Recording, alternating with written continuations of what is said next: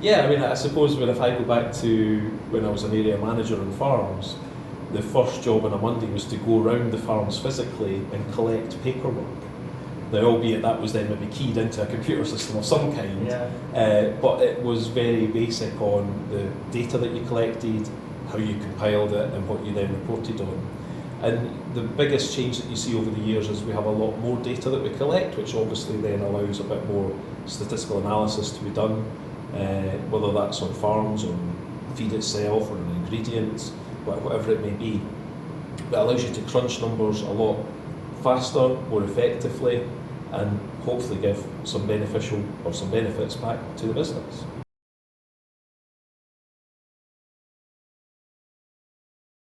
Welcome everyone, this is MTech's Accelerate. My name is Nikolai Shitichin and I have Colin Rae with me. How are you doing, Colin? I'm good, thank you. Nice to see you here today. Thank you very much for spending some time and doing this with us.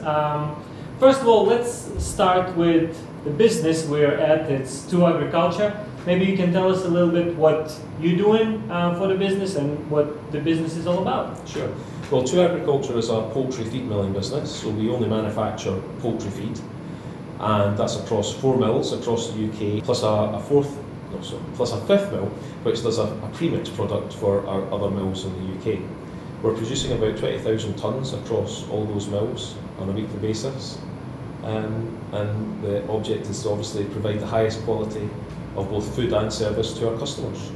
Brilliant. So it's quite a big business, and you're running all across the UK, right? What is your position in the business? So my position is I'm the IT manager for the company. I am the only person within IT within the company, so all our additional support is through a third party. The third party is actually split based between Spain and the UK. Okay. But we do get great support from them, so that deals with all our initial help desk queries. So the first point of contact is effectively with our third party IT support desk, but anything more complicated, or if it's MTech related in particular, that tends to come back to myself. All right, so it's quite a lot still on you personally. Yes. I guess you've been with the company for quite some time. Yeah, it's an interesting thing. So I've been overall with the company for about 20 years, but I've had various roles over that time. So IT-wise, it's probably more about the last 15 years. Okay, still quite a long time. Yeah, and it's quite unusual, I suppose, for somebody to stick for so long in the similar area within a business. But really, what I noticed with people that start working with chickens, once with chickens, forever with chickens. And that's a really interesting point, I guess, because my actual training or college degree, college diploma is actually in poultry. Nice. So it's quite unusual. There was only about 15 in my particular year of that class.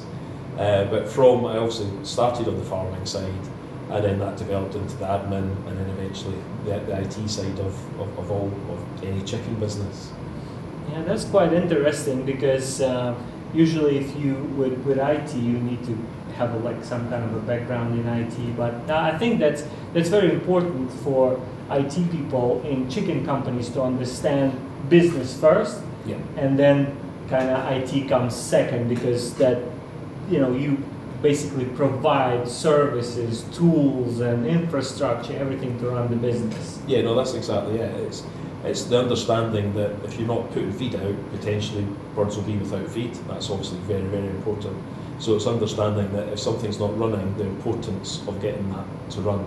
And I've experienced that obviously on the farming side, when you're waiting for feed or something like that, and you're like, I really need this. So you do appreciate that if something needs fixed quick, it's very important to get on and do the best to get it running as quick as you can. Exactly. And I guess throughout those 20 years with the business, you saw the evolution of technology happening in the industry, and chicken industry is one of those that picks up some technology, sometimes faster, sometimes slower, but now it's kind of snowballing the technology, and IoT, machine learning, all kinds of latest technologies snowballing through the industry. So maybe you kind of tell us a little bit of a story how you experienced this technological evolution or revolution in chickens. Yeah, I mean, I suppose if I go back to when I was an area manager on farms, the first job on a Monday was to go around the farms physically and collect paperwork.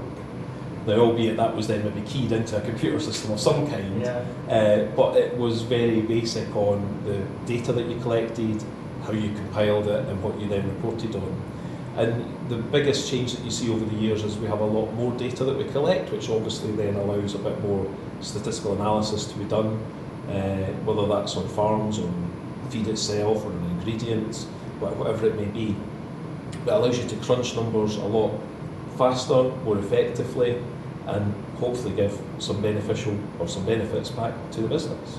Yeah, exactly. And then again, this is one of the trends that we see now, that you populate and generate more and more and more information for all the departments, starting from accounting to production to purchasing. So it's all just lots and lots of data.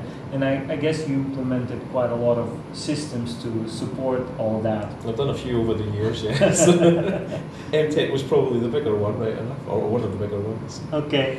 And through all those systems, how those systems help you as IT manager to handle all this data, and also how those systems help business to run their operations? Yeah, well, it's a matter of trying to get a bit of focus on how you want to collate and hold your data. Obviously, all the apps may vary, but you want to try and keep your background resources similar, or at least similar to some respect, because that means your support's better and your backups and your disaster recovery can be a lot better. You know, if you have a lot of experience in SQL servers and terminal servers, and you're set up with that, then if you're implementing that across multiple different types of software, it's a lot easier to maintain that within the business, and therefore give them better support, better reliability. Nice. And once the system is implemented, how soon users and business realize the value? That's a very good question. I think initially when you put most new systems in, you'll tend to get a bit of people aren't sure maybe, and I think there's a bit of apprehension, isn't there, with anything that's new. Yes. Once they tend to get into the way of working with it and then realising the value of maybe reporting they can get out, or it's maybe doing 2 or 3 processes that were done separately before, it maybe does it all as one. But once they start to realise the benefit of that, you get a much better buy-in, and people start to utilise the software properly to its full ability. Exactly. Yeah, I think it's just when people see the value for themselves and for the processes that they're doing, yes, is when they kind of open up to the new system and they're like, oh, okay, actually now I can actually use that. That's it. Yes. And so maybe there is some kind of a hint, or some advice you can give others, that implementing systems based on your experience. I think the main thing is to persevere. So if you're convinced and your management team are convinced that you're on the right track, you've got to persevere with that. It's quite often too easy if you go to the coalface, as it were, and they might think, oh no, this is more difficult than it was before, or whatever. You've got to sort of explain a bit more the logic behind why the change is in place. Sometimes it's very easy just to get disheartened with somebody saying, this is too difficult, or it's not required for my job. It's trying to make everybody understand that, look, this is a big group effort because it will overall help the company move forward. Cool. And do you think with, like, now the technology is everywhere, right? We have applications on our phones, we have smart homes, smart offices, everything is so smart, and everybody's dealing with internet, computer, like on Facebook and TikTok, whatever it is. And many people now have access to this technology.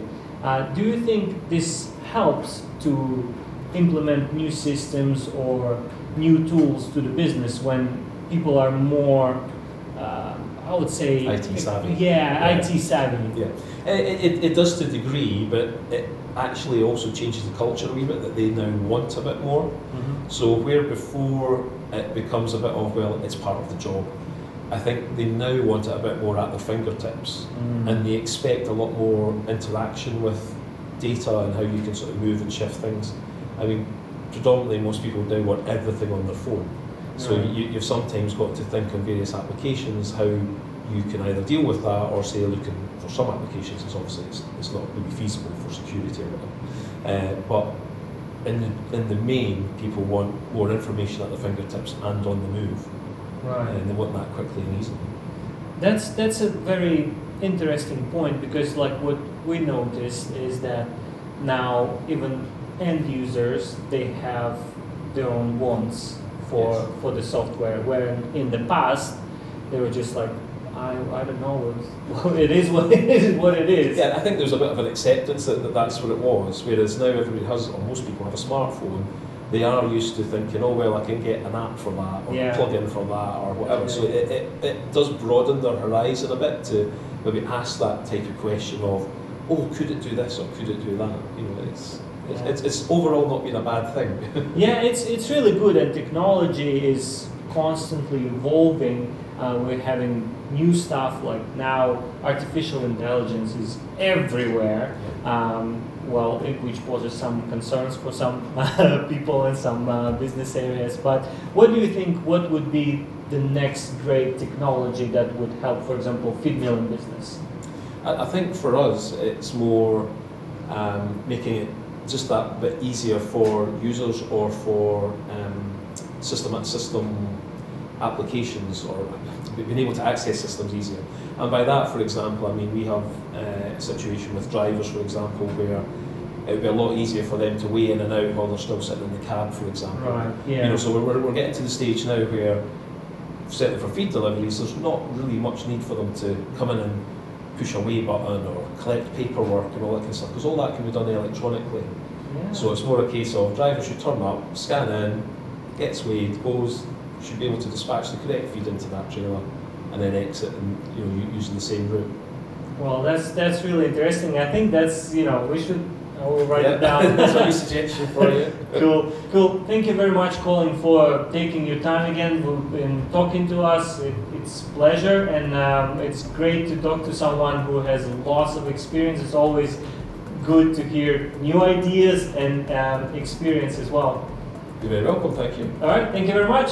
Please follow us on social media. We're on LinkedIn and Instagram and on X. See you in the next episode.